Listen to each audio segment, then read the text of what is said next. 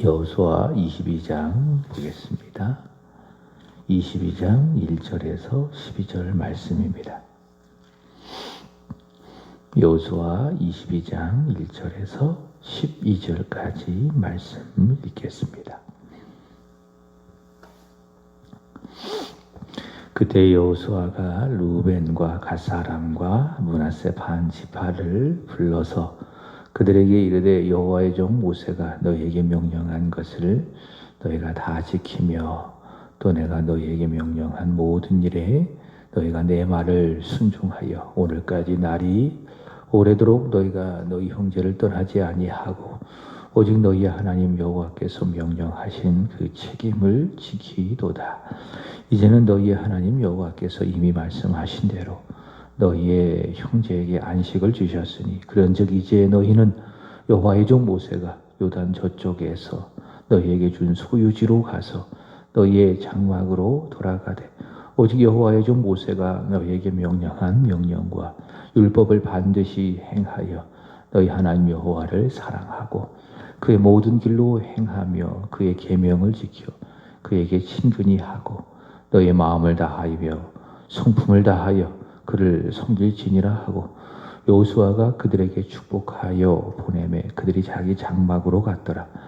므낫세 반 지파에게는 모세가 바산에서 기업을 주었고 그 남은 반 지파에게는 여호수아가 요단 이쪽에서 서쪽에서 그들의 형제들과 함께 기업을 준지라. 여호수아가 그들을 그들의 장막으로 돌려 보낼 때에 그들에게 축복하고 말하여 이르되 너희는 많은 재산과 힘이 많은 가축과 은과 금과 구리와 새와 힘이 많은 의복을 가지고 너희의 장막으로 돌아가서 너희 원수들에게서 탈취한 것을 너희 형제와 나눌지니라 하매 루벤 자손과 갓 자손과 므낫세 반 지파가 가나안 땅 실로에서 이스라엘 자손을 떠나 여호와께서 모세에게 명령하신 대로 받은 땅 곧 그들의 소유지 길르앗으로 가니라. 루벤 자손과 므낫세 반 지파가 가나안 땅 요단 언덕가에 이르자 거기서 요단가에 제단을 쌓았는데 보기에 큰 제단이었더라. 이스라엘 자손이 들은즉 이르기를 루벤 자손과 갓 자손과 므낫세 반 지파가 가나안 땅의 맨 앞쪽 요단 언덕가 이스라엘 자손에게 속한 쪽에 제단을 쌓았다 하는지라. 이스라엘 자손이 이를 듣자 곧 이스라엘 자손의 온 회중이 실로에 모여서 그들과 싸우려 가려 하니라. 아멘. 오늘 읽으실 말씀은 여호수아 22장, 사도행전 2장, 예레미야 11장, 마태복음 25장입니다. 오늘 성경 읽기 이해를 위해서 간단하게 각 장별로 주제를 소개해 드리겠습니다. 여호수아 22장은 동편 지파와 서편 지파의 분쟁 그리고 화해를 말씀합니다. 사도행전 2장은 오순절 성령 강림이고요. 예레미야 11장은 언약 파기 그리고 마태복음 25장은 열처녀 달란트의 비유입니다. 이런 주제가 있다. 이렇게 인식을 하고 기억을 하고 말씀을 읽으면 좋겠습니다. 오늘 말씀의 주제는 반드시 순종 이렇게 잡아보았습니다. 이번 주 수요일에 소개한 말씀이 있습니다. 요한복음 3장 36절에 보면 아들을 믿는 자에게는 영생이 있고 아들에게 순종하지 아니한 자는 영생을 보지 못하고 도리어 하나님의 진노가 그 위에 머물러 있다. 이런 말씀이 있습니다. 이 말씀을 본다면 믿는다 그리고 순종한다라고 하는 것은 다른 것이 아니라 하나인 것을 알 수가 있습니다. 그러니까 믿음이 뭐냐? 곧 순종이다. 그래서 믿으면 순종하는 겁니다. 순종은 믿음의 증거입니다. 그러니까 믿으면 반드시 순종한다. 그리고 순종은 믿음의 진 거다. 미국의 존 메가도 목사라고 하는 그런 분이 있습니다. 이분이 이런 이야기를 했습니다. 그리스도의 삶을 한 가지로 요약한다면 그것은 순종이라 그렇게 말할 수 있다. 이번 주 전했습니다. 수요일 순종해야 된다. 순종의 실행 그렇게 말씀을 전했습니다. 세 가지로 말씀을 드렸습니다. 순종하되 지체하지 말고 순종하자. 두 번째로는 말씀하신 그대로 순종하자. 말씀을 더하거나 그리고 빼지 말자. 말씀하셨다면 그대로 순종하자. 세 번째로는 말로만 순종하지 말고 행함으로도 순종하자. 말을 했다면 반드시 순종하자. 이렇게 수요일의 말씀을 전해드렸습니다. 오늘 여호수아 22장 말씀은 바로 그 순종을 전해주고 있습니다. 자, 먼저 앞서 소개를 했습니다. 동편 지파가 있죠. 그러니까 요단을 중심으로 해서 동편 우측에 루벤, 갓, 므낫세 반 지파가 이미 모세 시대 때에 그 땅을 차지했죠. 이 동편 지파와 나머지 서편 지파 9지파 반의 이 오해, 그에 따른 분쟁이 있었고 또 거기에 따른 화해를 말씀하고 있는 것이 여호수아 22장의 말씀입니다. 그럼 생각해봐요. 왜 분쟁을 하게 되었는가? 말씀드렸던 것처럼 모세 시대 때에 이미 동편의 땅을 분배받은 루벤, 갓, 므낫세 반 지파 이 지파들이 앞장서서 다른 9지파 반이 요단 서쪽에서 가나안 땅을 다 차지할 때까지 힘써 도왔습니다. 그래서 가나안 정복을 이제는 다 마치고 자신들의 기업으로 돌아갔지요.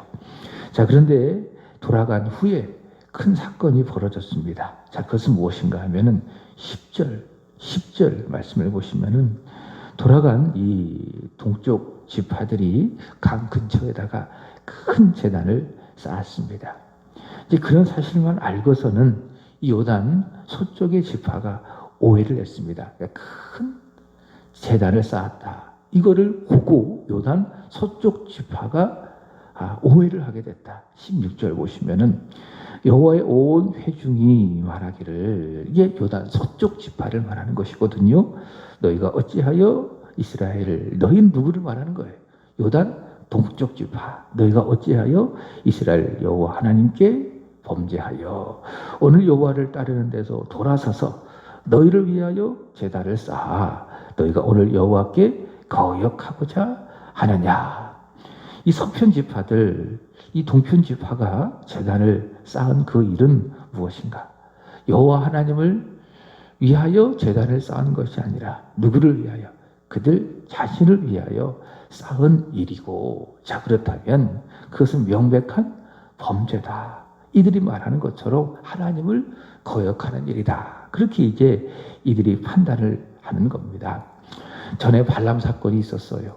그리고 아간 사건이 있었어요. 이로 말미암아 한 사람뿐만이 아니라 이스라엘 전체가 큰 어려움을 당했죠.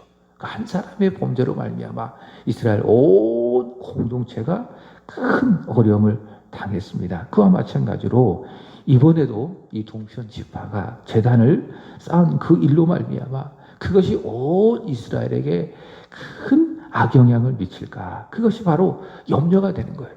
그래서 12절에 보시면은 서편 지파들이 어떡합니까?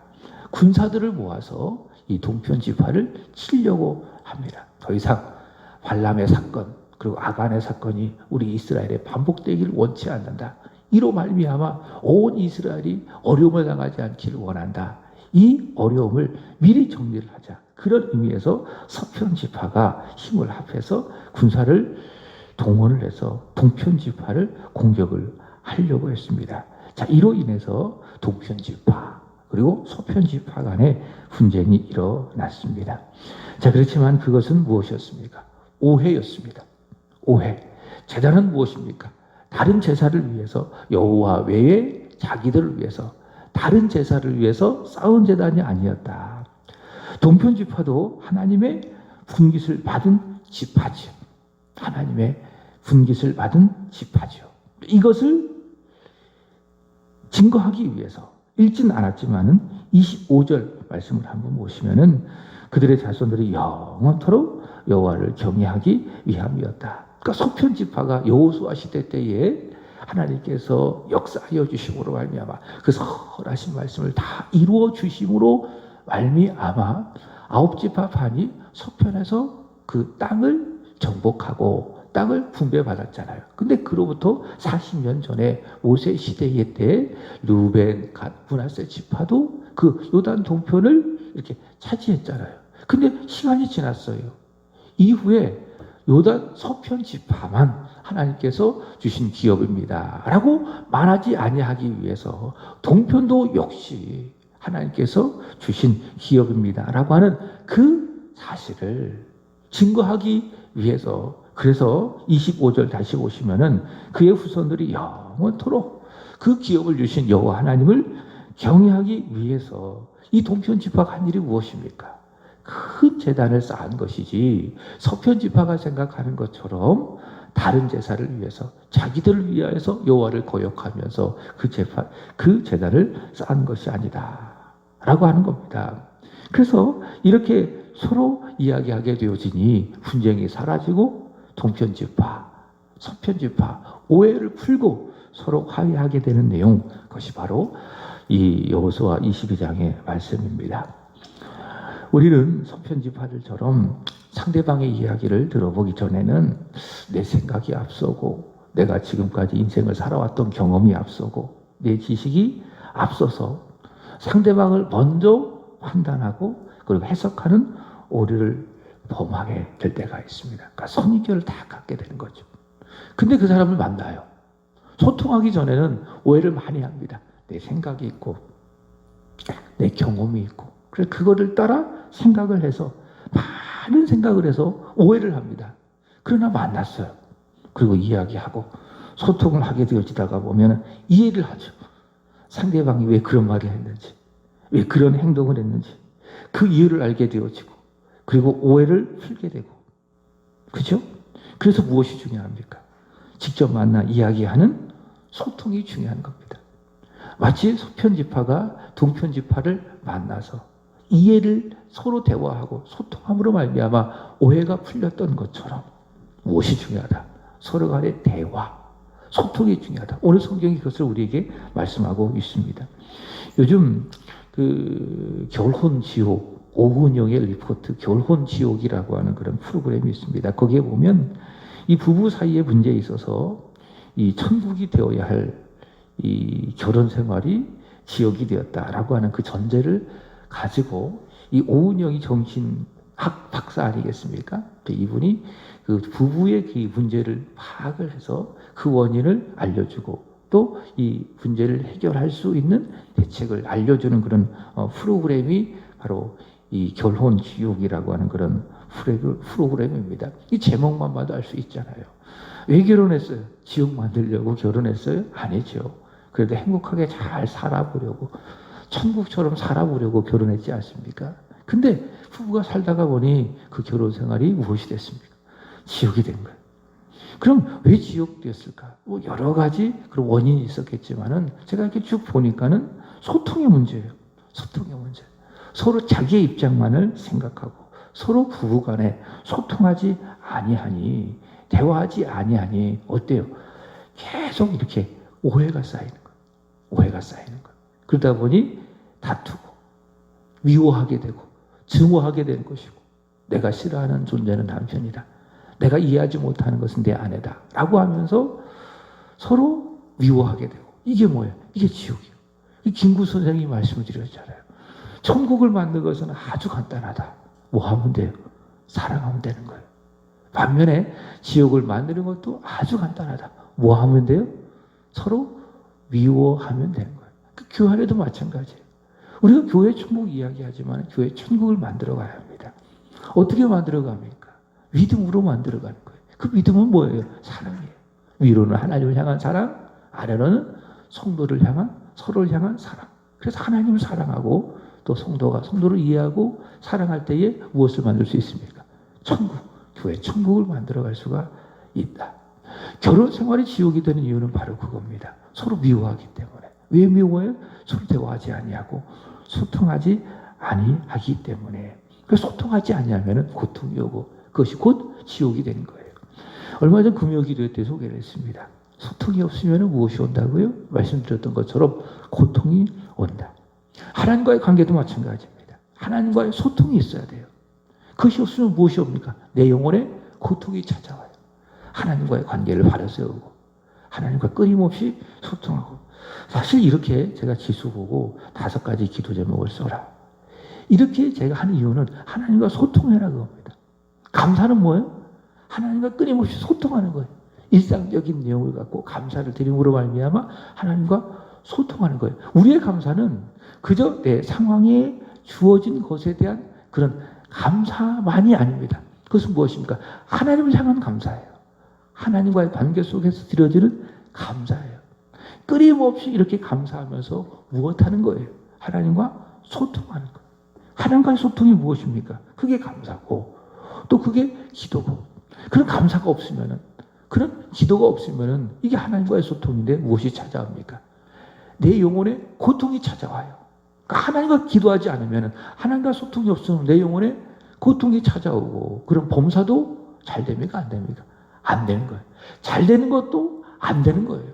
그럼 영혼이 아프고 육신도 고통스럽고. 그래서 무엇이 중요하다? 하나님과의 관계, 그 관계 속에서 하나님과의 끊임없는 소통이 필요하다. 하나님 말씀을 읽고 요즘처럼 계속 잠언을 쓰고 하나님과 계속 소통하고. 제가 어제 저녁에 이병우 집사님하고 통화를 했는데 그러더라고요. 뭐 하세요? 그랬더니 한 9시 반쯤에 전화했거든요. 하나님과 소통합니다. 그게 뭡니까? 목사님 말씀하신 잠언을 쓰고 있습니다. 잠언을 쭉 쓰다가 보니까는 읽을 때하고 다르다는 거죠. 그러니까 읽을 때는 그냥 쭉쭉 읽어 나갔는데 쓸 때는 또 그냥 넘어갈 수 없으니까는 또 은혜가 다르더라는 거예요. 피곤하지만은 써가면서 새로운 은혜를 받습니다. 그런 이야기를 하더라고요. 하나님께서 우리에게 말씀하시면은 그 말씀을 듣고 또 그 말씀을 따라서 기도함으로 말미암아 무엇하는 거예요? 하나님과 끊임없이 소통하는 거예요. 감사합니다. 소통하고 기도하면서 소통하고. 그럼 영혼이 잘 되는 거예요. 영혼이 행복한 거예요. 그럼 범사도 어려워도 잘 되고 영혼이 건강하고 육신도 건강하고 가정도 잘 되고 평안하고. 자, 무엇이 중요하다? 하나님과의 소통이 중요하다. 자, 마찬가지로 사람과 사람 사이에도 무엇이 중요합니까? 소통이 필요하다. 소통이 없으면 고통이 찾아오는 거예요. 여기 소편 지파들처럼 서로 오해하게 되어지고 칼을 들게 되고 결국 죽이려 하게 되는 것이고. 자, 그렇지만 소통을 하니 오해가 풀리고 분쟁이 사라지고 하나님 백성의 온 이스라엘 전체에 평안이 찾아오게 되는 것이고. 자, 교회 안의 성도들도 관계 속에서 중요한 것이 있습니다. 무엇 하는 거예요? 자주 소통하는 거예요. 그래서 얼마 전에 이 매추감사 주일에 박수영 권사님 오셨잖아요. 정말 오래간만에 교회 오셨어요. 정말 반갑더라고요.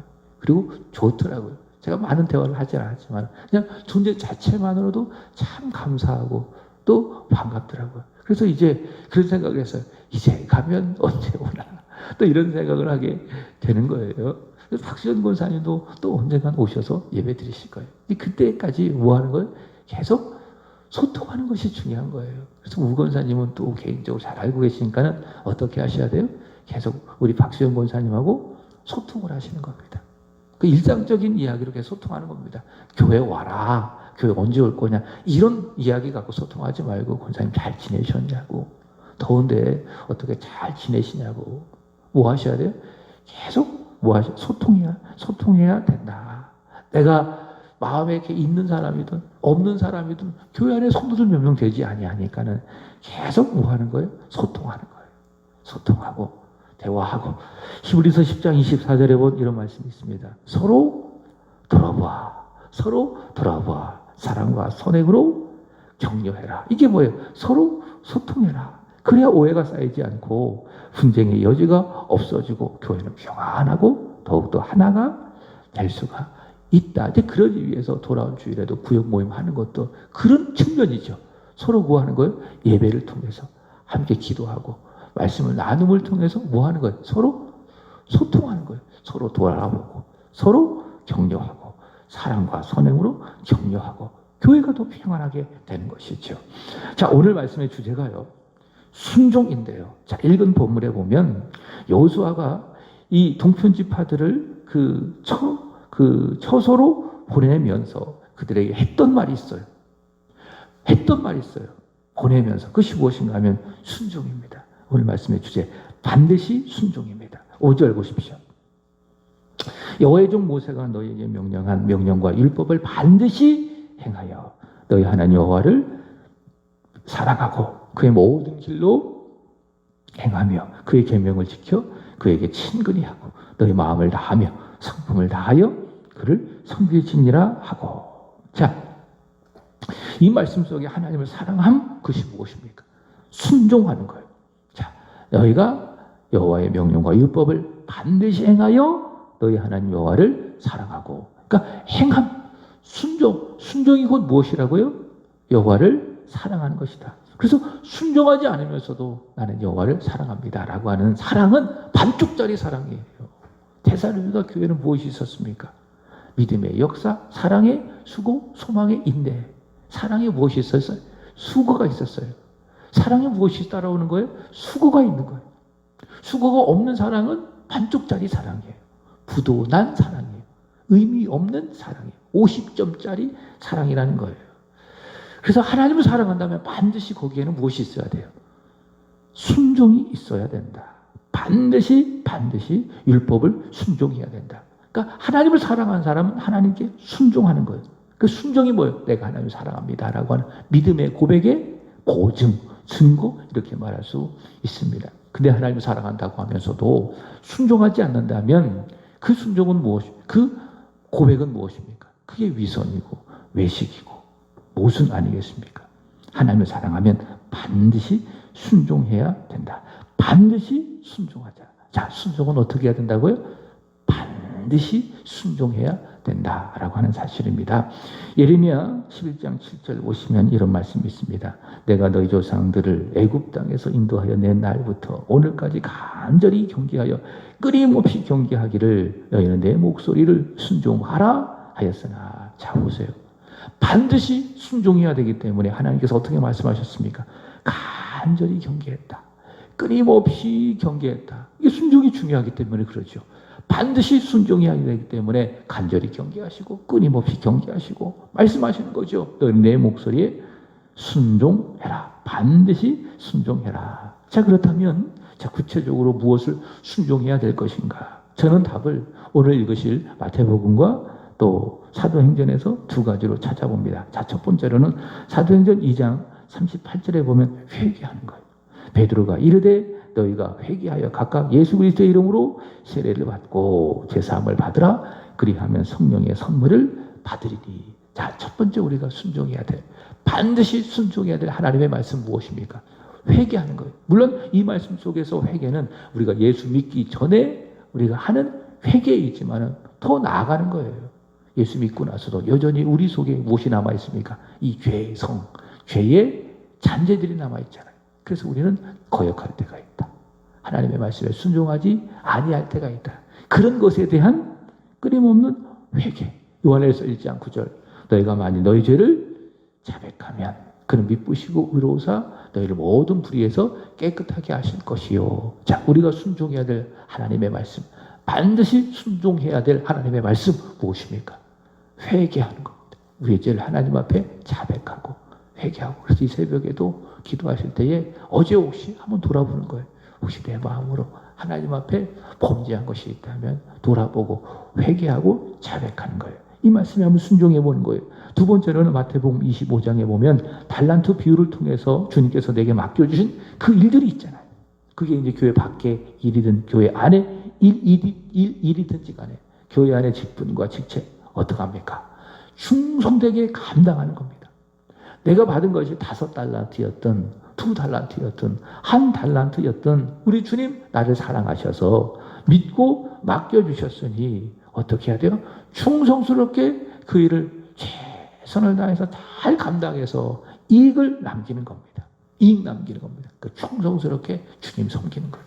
충성스럽게 구역 봉사도 잘하고, 충성스럽게 구역에 있는 구역 청소도 열심히 하고, 충성스럽게 교회 안에 내게 맡겨진 직분 직책도 잘 감당하고, 그래서 이익 남기고, 교회 밖에서도 마찬가지예요. 내게 주어진 직장의 일, 사업, 충성스럽게 잘 감당해서 이익 남기는 거예요. 이것이 바로 하나님께서 우리에게 주시는 말씀. 우리가 반드시 순종해야 될 하나님의 말씀. 자, 말씀을 정리합니다. 하나님 우리에게 말씀하신 것 반드시 지켜 행하여 하나님 사랑하기를, 하나님 진심으로 사랑하기를 주 예수 그리스도의 이름으로 축복합니다.